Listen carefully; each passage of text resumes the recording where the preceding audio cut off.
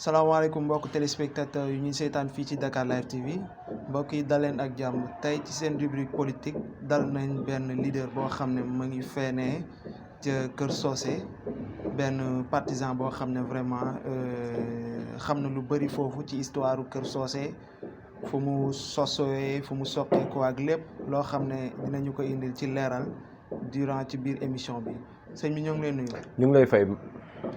tur bi naka la mun nga présenté wu. El Hadj Mbaye Thiam dëkk ci commune de Kër Socé village de Batra Olof nekk fii ci Dakar nekk chef d'entreprise di liggéey ñu ngi nuyu ñëpp di leen ziare bu baax a baax di am contentement ak mbégte ci dalal bi ngeen ma dalal waa Dakar Live aussi ñu ngi leen di ziar ndax yéen fii suñ kër la ñemewuñ ñoo woo bëgg ñoo laaj ñu bañ lu ñu war a wax ak lu ñu bëgg a wax yëpp ci Dakar Live lañ ko war a waxee incha allah. sëñ El Hadj Mbaye Thiam bëgg nañ xam foofu noonu di Kër Socé ban commune d'arrondissement la bokk ak tamit ban région lañ ko war a mën a cibler. commune de Kër Socé mu ngi bokk ci région de Kaolack arrondissement de Ndiédiène ci la commune de Kër Socé bokk commune de Kër Socé ka fa nekk maire ba di El Hadj Malick Ndiéguène wax dëgg yàlla nekk suñu xarit nekk suñu àndandoo nekk itam suñu maire commune. nekk ci liggéey bu mucc ayib boo xam ne xam nañ ci lu bari parce que ñoo bokk liggéey bi ñun ñëpp. seen maire bi lan nga ñu mën a seede ci moom comme liggéey ay œuvres yoo xam ne jot ngeen ko réaliser durant ba mu toogee ak léegi. lu bari la ndax maire la boo xam ne dara ñoru ko lu dul askan wi xam tamit li nga xam ne moom lañ ko fal di ko jëfee itam bu baax a baax ndax tey jii boo demee ci commune Kër Socé tous les 71 villages. fépp foo dem mën nga teg ci sa bët loo xam ne réalisé na ko fa lu mel ni ci wàllum courant bi lu mel ci toolu maraîchage yi lu mel ni poste de santé yi lu mel ni école yi nga xam ne war nañ koo def ak itam lycée bi nga xam ne tey jii ñu ngi koy def ci Kër Socé di ko tabax am na benn poste courant boo xam ne tout récemment ñu nga fa di ko monter di defar loolu yëpp ci liggéeyam la ak yeneen yoo xam ne sax mënuñ ko tudd ndax dafa bari.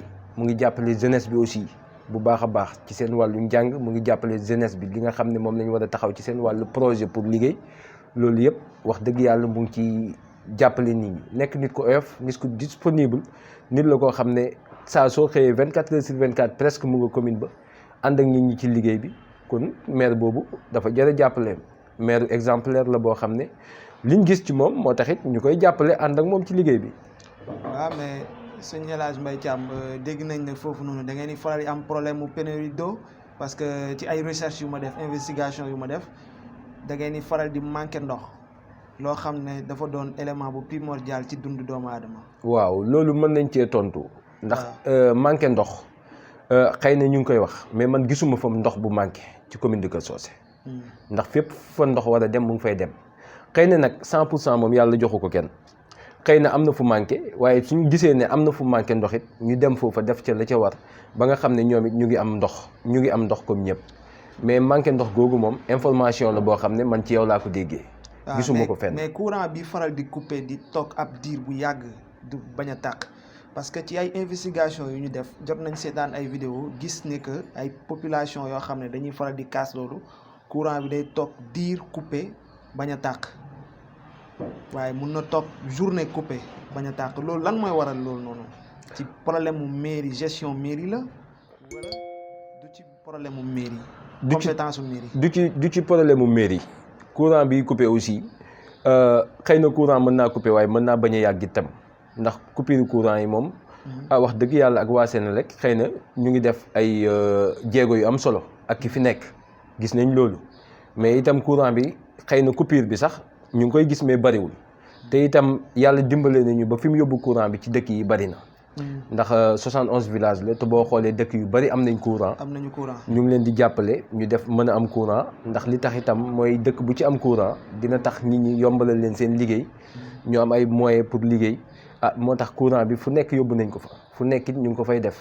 kon loolu ñoom xam nañ ci lu bari commune bi it xam nañ ci lu bari moo tax bu ñu may wax ay waxu courant. day coupé day lii loolu ñun mënuñu ci prononcé wu à 100% ndax gisuñu loolu. suñ ko gisoon nit wax ko mais gisuñu ko. ok mais ci li ñu gën a seetlu aussi yàgg nañu gis ne que ci wàllum temps yi ci période yi ñu toll nemmeeku nañ ne que temps yi am na benn question d'actualité bu yeewu mooy emploi des jeunes ndax yéen waa mairie Kër Socé am nañu benn établissement bu ñu tëral pour wàllum liggéey ak jàppale doomu aadama yi ak ndaw yi ñu am xëy ndax loolu seen maire mu ngi ciy dox ay jéego. maire mu ngi ciy dox ay jéego yu am solo ndax emploi des jeunes moom ku nekk xam na ne président si boppam moo ko njëkk a woote indi ay financement pour jàppale ndaw ñi bépp commune boo xam ne la nga ci war a am yaa ngi ko ciy am dinañ la ko jox maire commune de Kër Socé itamit noonu la ko defee procédure yi nga xam ne ci lañ war a jaar nañ ci. ndaw ñi ñëw nañ bindu wax dëgg yàlla ñu defal leen ay enquête yoo xam ne dina waral ku ci nekk ñu xam li nga xam ne moom la bëgg a def wala moom la bëgg a liggéey ñu fexe accompagner ko ci loolu ba tax na ndaw yi commune bi yëpp képp koo xam ne sa tur mu ngi ci liste bi def nga sa enquête toog di xaar. jotoon ngeen dem jam ñaajo ci affaire bi ci événement bi amoon. demoon nañ jam ñaajo. waxtaan bi fa lañ ko fekk dem nañ jam ñaajo. jotoon ngeen jël parole. am représentant Kër Socé ku jotuñu jël parole. pour wax waaye itam lañ fa fekkee lu ñu doy la. loo xam ne am yaakaar la ndax Macky Sall président de la République buy wootee xëy na li muy woote njëriñu réew mi la te bu wooyee ñëpp kon la ñu war a def mooy wuyu ji nañ déglu nañ la nga xam ne moom la fa wax déglu nañ la nga xam ne moom la ñeneen ñi wax dëgg yàlla liñ ci gis mooy njëriñ rek ak yokkute ba tax ne ñu ngi wéyal loolu topp ko. loolu am solo la léegi ci réalisation ñu ñëwaat ci réalisation yi jotoon naa dégg ci say kàddu nga ne jot ngeen teg foofu benn poste de santé jot tabax école jot tamit jéem a utal ndaw yi xëy ci li ñu mën a jàng brièvement réalisation yooyu noonu rek ngeen def wala am na ay jéego yoo xam ne yéen a ngi koy def sur le plan infrastructurel tabax defar ay lampe leeral dëkk bi aar sécurité réew mi tamit ndax yooyu yéen a ngi ci dox ay jéego. waaw loolu moo waral affaire courant bi ma lay wax ne ñu ngi ko yóbbu ci dëkk yi. ndax dëkk yi bu ñu fa demee yóbbu fa courant la ñuy njëkk a def mooy poto courant yi poto lampe yi. nekk ci dëkk yi di leeral. kon donc loolu def nañ ko poste de santé bul ne benn ay poste de santé lañ la wax. muy ñaata. waaw dem na ci ay 71 villages bu ñu demee ba am ay 10 postes de santé. yoo xam ne am na fa. seen maire bi moo tabax 10 postes de santé durant intérim bu mu toog. oui. ak yu mu fa fekk yoo xam ne gars yi dañ doon ko defar te yeggul. ñu yeggali ko ndax des fois da ngay gis dëkk boo xam ne dañuy am ambition am seen projet defar seen poste de santé mais occupation bi des ak ña fa nga xam ne ñoo koy occupé nekk fa di liggéey loolu bu ñëwee di leen koy yombalal fexe ba utal leen ay matériels yu ñu liggéeyee.